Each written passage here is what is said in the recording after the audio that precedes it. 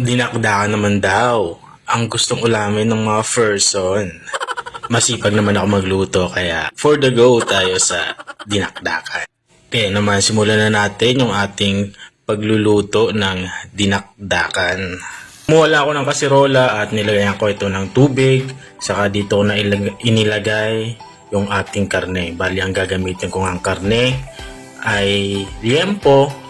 Ito kasi yung the best na party ng baboy para sa dinakdakan. Pwede kayong gumamit ng kasim pero recommended talaga. At ito nga sa parte ng video ito ay tinakpan ko na yung ating kaserola para kumulo na yung ating pinapalambot na liempo.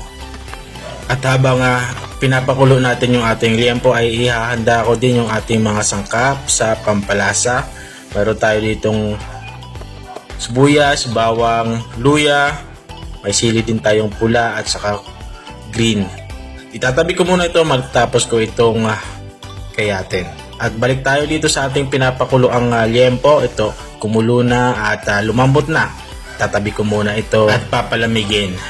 Dahil i-air fry ko ito mamaya. Kung wala naman kayong air fryer ay pwede naman ninyong itong ihawin. Sa akin kasi ay kulang yung oras ko kung mag-iihaw pa ako kaya ito yung pinakamabilis para sa akin. Ang i-air fry itong ating liempo na gagawing dinakdakan. At habang ini-air fry natin yung ating liempo, maglalagay ako dito ng mayonnaise para sa ating sauce. Pipigaan ko ito ng kalamansi. Bali 3 kalamansi yung ilalagay ko dito. Makakarang kong lagyan ng kalamansi ay ilalagay ko itong liquid seasoning, pampalasa, saka itong powdered na black pepper, saka ito. Dahil wala tayong nakuhang utak ng baboy, gagamit tayo dito ng liver spread. Mas malasa to. At halo-haloin lang natin ito para mag-combine lahat ng sangkap. At kapag ganito na itsura niya, ay pwede na yan. Balik nga tayo dito sa ating niluluto at after 30 minutes na pag-air fry ay malutong na itong ating liempo. Kita nyo naman, halos pumutok-putok na. Ang gagawin ko nga lang dito ay hiwain ko lang ito ng maliliit. At gamit ang gunting nga ay ito yung panghihiwa ko. Or pwede naman kayo gumamit ng kutsilyo, kung mayroon kayong kutsilyo, walang problema yan. At dito nga natapos na natin itong hiwa-hiwain ay ilalagay ko na ito sa ating mixing bowl.